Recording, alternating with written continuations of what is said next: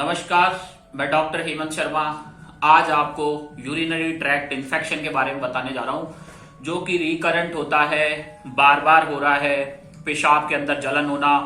अब इसमें अगर आपको भी यूटीआई है लंबे समय से और आपको लग रहा है कि क्योर नहीं हो पा रहे हैं, साल भर हो गया है, कई बार एक्यूट भी होता है कि भाई कुछ दिन में ही, तो उसके सिम्टम्स कैसे आएंगे, कैसे पहचाने, तो व्हाट्सएप नंबर मेरा डिस्क्रिप्शन में है। अगर आपको भी ऐसा ट्रबल है तो कृपया डायरेक्ट कॉल ना करें, व्हाट्सएप पे जाके मैसेज करें। ठीक है, तो स्टार्ट करते हैं। देखो, यूरिनरी ट्रैक्ट इन्फेक्शन मतलब पेशाब के रास्ते में इन्फेक्शन होना। अब पेशाब के रास्ते का इन्फेक्शन कई तरीके का हो सकता है, जैसे कि हम बोले कि पेशाब के रास्ते में कोई बैक्टीरियल इन्फेक्शन है, कोई फंगल इन्फेक्शन है। ठीक है, तो ये सारे कॉजेज होते हैं जो कि पेशाब के रास्ते में इन्फेक्शन क्रिएट करते हैं।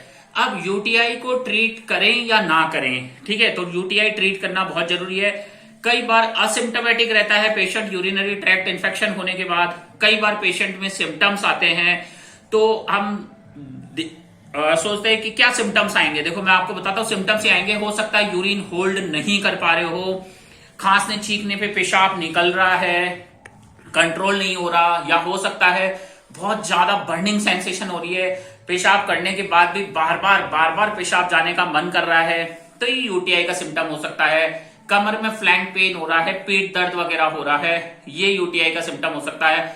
बुखार आना, हाथ पैरों में दर्द होना, ठंड लगना, ये यूरिनरी ट्रैक्ट इन्फेक्शन का सिम्टम हो सकता है।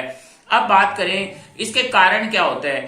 कारण देखो, काफी सारे इकोलाई बैक्टीरिया है, प्रोटीएज बैक्टीरिया है, कैंडिडियल इन्फेक्शन है, या कई बार एसटीडी सेक्सुअली ट्रांसमिटेड भी यूरिनरी ट्रैक्ट इन्फेक्शन हो जाता है बीमारियों के द्वारा।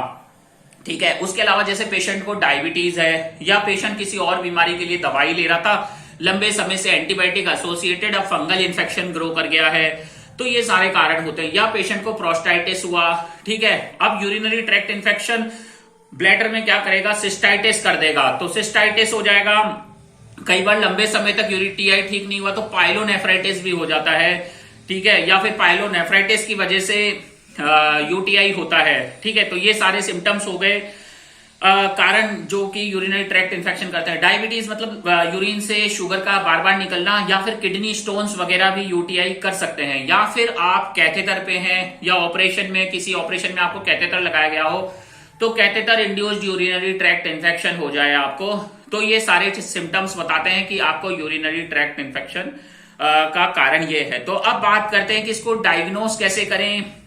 डायग्नोस करने के लिए देखो, सीबीसी है, किडनी फंक्शन देखेंगे। कई बार किडनी भी खराब होने लगती है यूरिनरी ट्रैक्ट इन्फेक्शन की वजह से।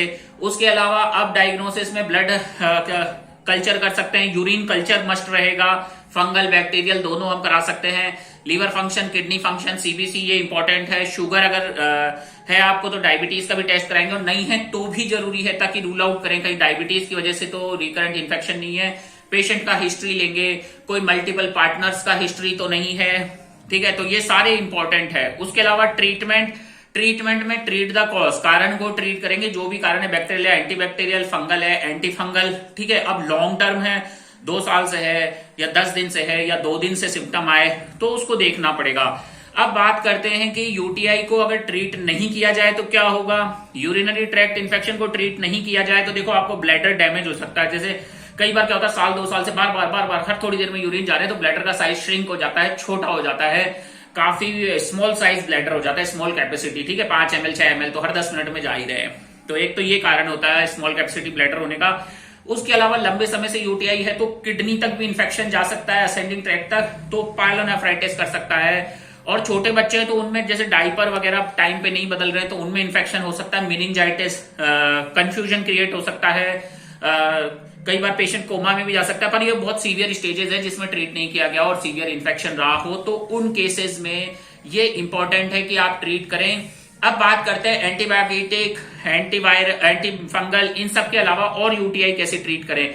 देखो, नेचुरल कुछ चीजें आती है, जैसे क्रैनबेरी एक्सट्रैक्ट्स है, क्रैनबेरी जूस है, बेरीज है, ये सब खाना चाहिए। हाइड्रेशन अच्छा रखना चाहिए, और कारण देखना होता है कि क्या कारण रहा यूरिनरी ट्रैक्ट इन्फेक्शन के पीछे, और कारण को ही ट्रीट किया जाता है। कई बार इसमें लंबे समय तक भी एंटीबायोटिक चलती है।